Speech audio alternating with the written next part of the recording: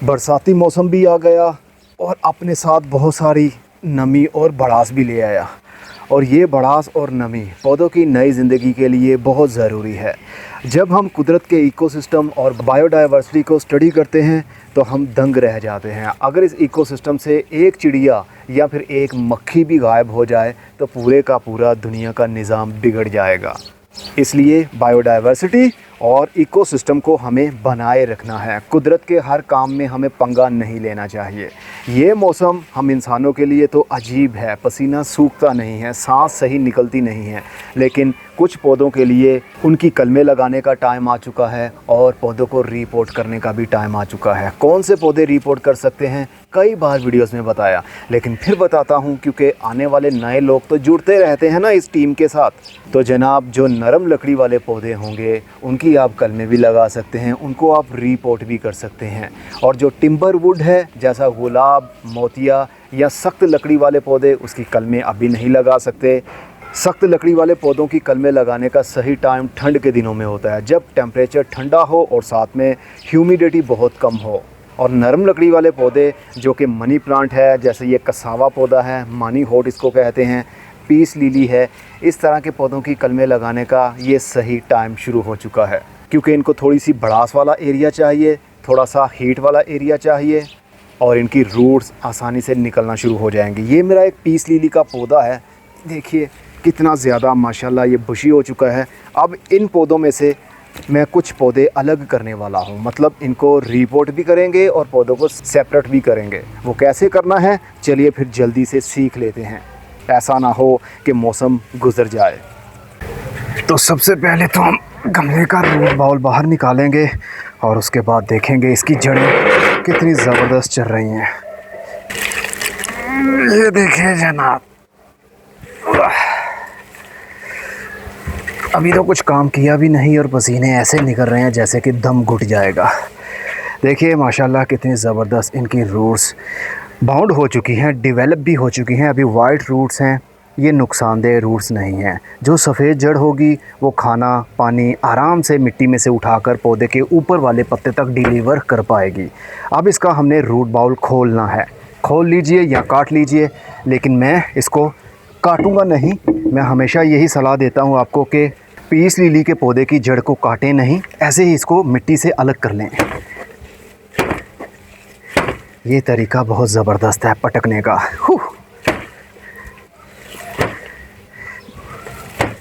इस तरह कुछ पत्ते डैमेज तो हो जाते हैं, लेकिन पौधा नई ग्रोथ करने में देरी नहीं करता, बल्कि जल्दी जल्दी से नई ग्रोथ को बढ़ाने लगता है।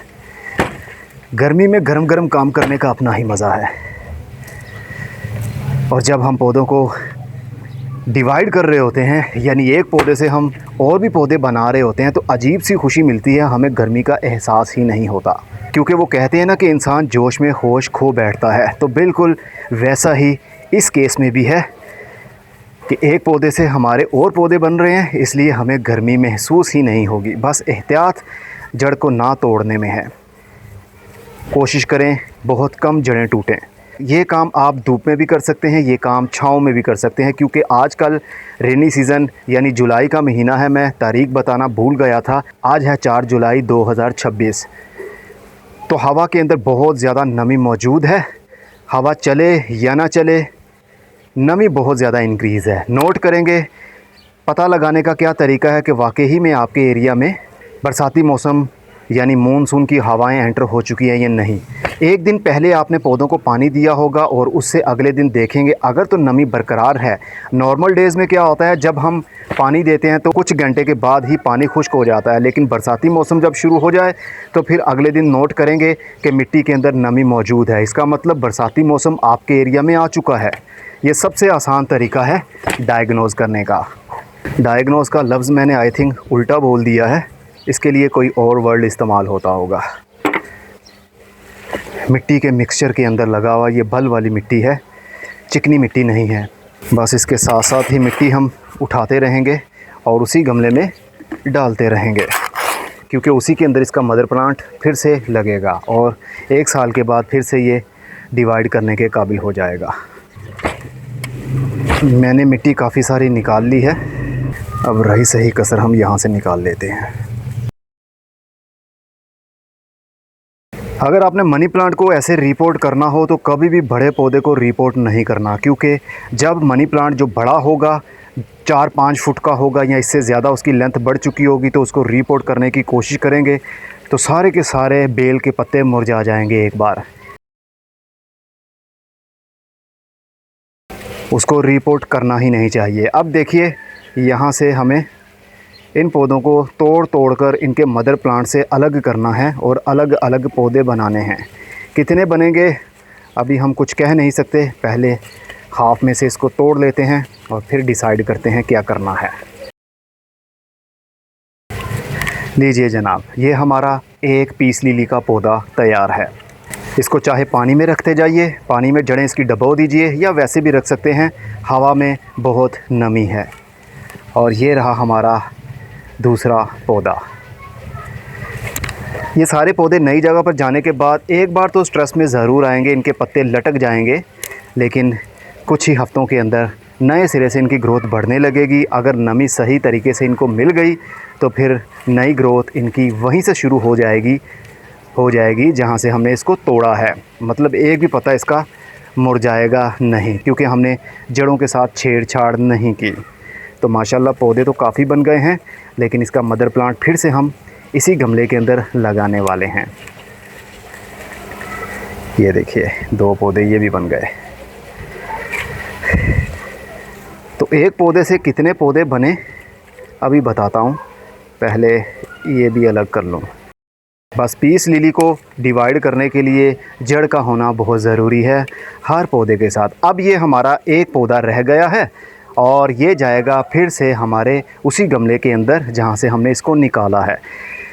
लगाने का तरीका तो बहुत आसान है, बस उसी मिट्टी में से ये जो मोटी मोटी जड़ें हैं इसको निकाल लीजिए और इसको पूरा जड़ समेत मिट्टी के अंदर यहाँ तक दबा दीजिए, बस इतना ही।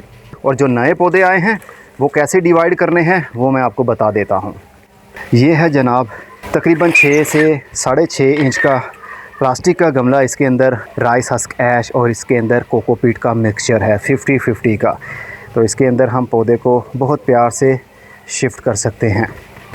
चलिए अब हम पौधे की जड़ को लेंगे, इसको थोड़ा सा मोड़ लेंगे और मोड़ने के बाद इस गमले के अंदर सेंटर में रख कर ऊपर से सॉइल भर देंगे। इसको आप बल मिट्टी के अंदर भी लगा सकते हैं, लेकिन मैं बल मिट्टी बहुत कम इस्तेमाल करता हूँ छत पर, क्योंकि वज़न ज़्यादा पड़ जाता है ना, तो इसलिए ऐसी नरम चीज़ों का इस्तेमाल मैं ज़्यादा करता हूँ। ये बिल्कुल ड्राई है, अभी खुश्क है।